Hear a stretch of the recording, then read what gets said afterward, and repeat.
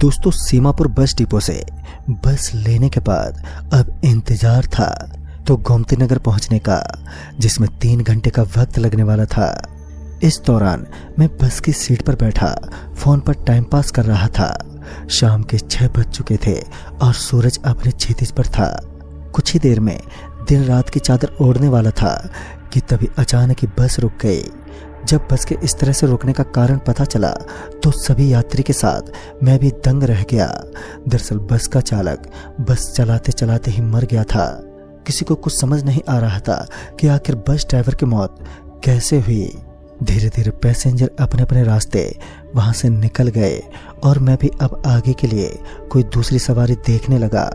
अब तक अंधेरा भी हो चुका था और तकरीबन 5 से 7 मिनट तक यहाँ वहाँ पूछताछ करने पर पता चला कि अभी कोई दूसरी सवारी तो नहीं मिलेगी, मगर बगल के स्टेशन से एक ट्रेन है रात के 9 बजे के करीब जो सिलोड़ी स्टेशन होते हुए जाती है, जो कि गोमती नगर के करीबी है।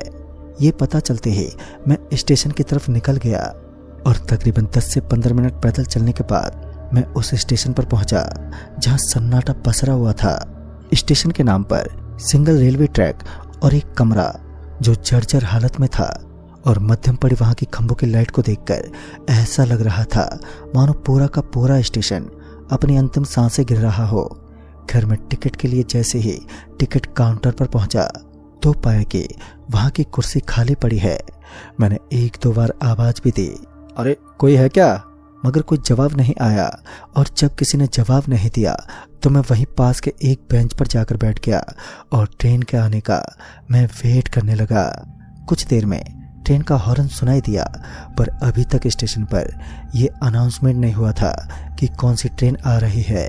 कुछ देर में वो ट्रेन प्लेटफार्म पर आकर लगी। क्योंकि अभी तक कोई अनाउंसमेंट नहीं हुई थी, इसलिए मैं खुद ही पता लगाने के लिए ट्रेन के पास गया। पर हैरानी वाली बात तो ये थी कि ट्रेन के सभी डिब्बों की खिड़कियां बंद थी, यहाँ तक कि दरवाजे भी अंदर से पूरी तरह से लॉक थे, जिस वजह से मैं ये मालूम नहीं कर पाया कि ये ट्रेन कहाँ जा रही है। इसी बीच ट्रेन ने हॉर्न दिया और वो चल पड़ी। मैं अभी वहां पर खड़ा यही सोच रहा था कि मैं क्या करूं, तभी मेरी नजर एक आदमी पर पड़ी जो शायद उसी ट्रेन से उतरा था। मैंने उसे आवाज देते हुए कहा, अरे भाई साहब, क्या आप अभी इसी ट्रेन से उतरे हैं? इस पर वो आदमी अपने कंधे पर अपना बैग संभालते हुए बोला, हाँ भाई साहब, वो क्या है कि मुझे यहाँ से दूसरी ट्रेन पकड़नी है मेहदू जंक्शन जाने के लिए। इस पर मैंने कहा, अच्छा, वैसे जिस ट्रेन से आप उतरे हो वो ट्रेन कहाँ तक की थी?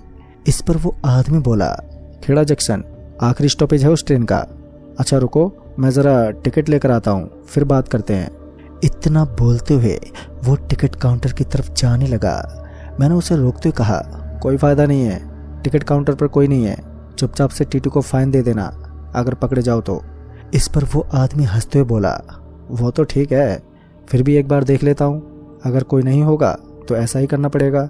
ये बोलकर वो टिकट काउंटर की तरफ चला गया और मैं वापस उसी बेंच पर जाकर बैठ गया। कुछ ही देर में वो आदमी भी खाली हाथ ही लौटा और मेरे बगल में बैठते हुए बोला, आप सही कह रहे थे, वहाँ कोई भी नहीं है। अभी हम दोनों आपस में बात ही कर रहे थे कि तभी पीछे से किसी ने चिल्लाते हुए कहा, अरे भाई, यहाँ पर इतनी जोर जोर से क्यों बात कर रहे हो? दिखाई नहीं दे रहा है? वो सब सो रहे हैं, अभी के अभी चुप हो जाओ, नहीं तो अच्छा नहीं होगा। इतना बोलकर वो भिखारी सा दिखने वाला आदमी स्टेशन से बाहर चला गया। वहीं हम दोनों एक दूसरे की शक्ल देखने लगे। बड़ी अजीब बात थी, क्योंकि ना तो हम जोर जोर से बातें कर रहे थे और ना ही उस स्टेशन पर दूर दूर तक कोई सो रहा था। फिर पता नहीं क्यों वो आदमी बेमतलब का हमें डांट कर चला गया। खैर मैंने उस आदमी पर उतना ध्यान नहीं दिया। हाँ, पर हम दोनों कुछ देर के लिए चुप जरूर हो गए थे और इसी बीच मुझे कुछ लोगों की कदमों की आहट सुनाई पड़ी जो कि स्टेशन के एंट्रेंस की तरफ से आ रही थी। मैं और वो आदमी एंट्रेंस की ओर देखने लगे और फिर हमें 10 से 12 लोग सफ़ेद कपड़ों में नजर आए जो किसी अर्थी को कांधा दिए स्टेशन में दाखिल हो रहे थे।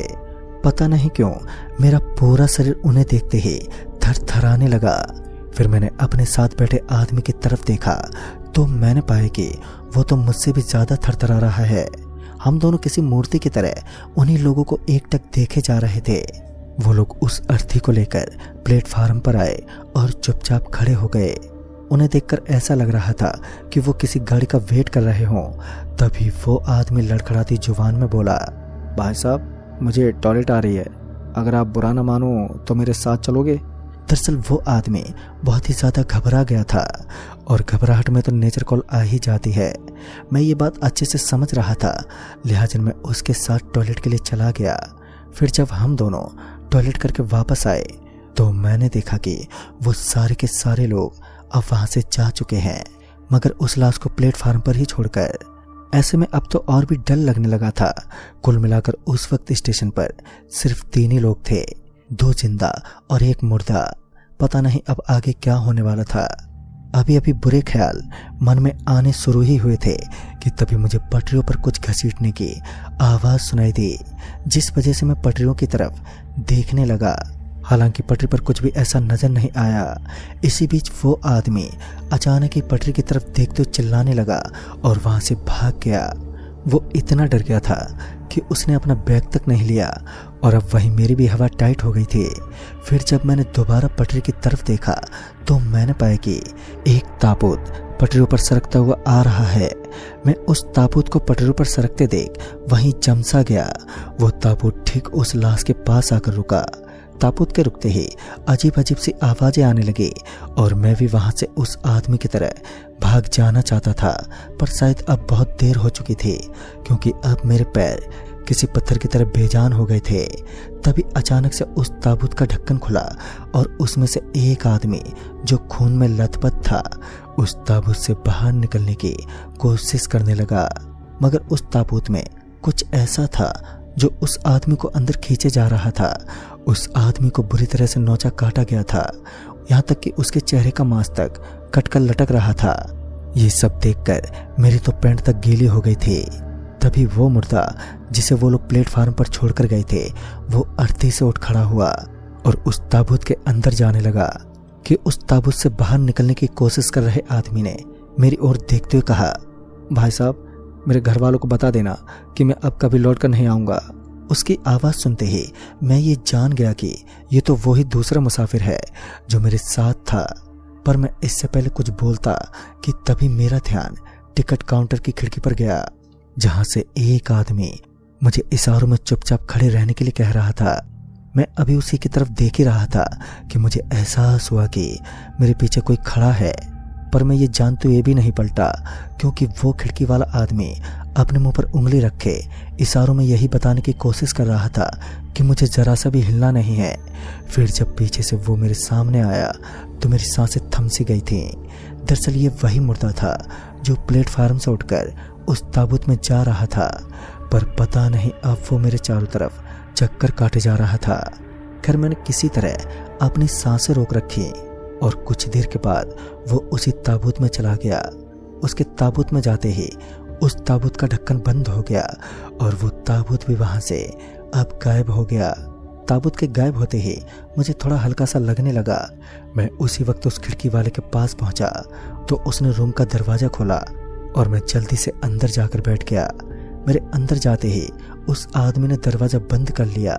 वैसे तो मैं अभी भी उतना ही डरा हुआ था, पर कुछ देर के बाद मेरा डर थोड़ा कम हुआ। फिर जब मैंने पूछा कि आखिर ये सब है क्या, तो उस आदमी ने बताया कि यहीं पास में कालापुर नाम का एक गांव है जहां सिर्फ और सिर्फ तांत्रिक बसते हैं और वो अपनी काली शक्ति से शैतान को बलि भेंट करते हैं। वो जो ताबूत में पटरियों पर दिखा था उसमें एक ऐसे ही शैतान को कैद किया गया था, पर कालापुर के तांत्रिक उस शैतान को फिर से जिंदा करने की कोशिश कर रहे हैं। ऐसा कहा जाता है कि 1.25 करोड़ लोगों की जान की भेंट देने के बाद ही वो शैतान जिंदा होगा। अब तक ना जाने कितने लोगों की भेंट वो चढ़ा चुके हैं। इस स्टेशन पर रात के वक्त खुले में घूमना फिरना या बातें करने का मतलब है कि उस ताबूत की भेंट चढ़ जाना। तुमने शायद पढ़ा नहीं, स्टेशन के हर दीवार पर लिखा है आवाज ना करें और ना ही ज्यादा हिले डुलें। उस दूसरे मुसाफिर ने वहां से भागकर बहुत ही गलती कर दी और वो मारा गया।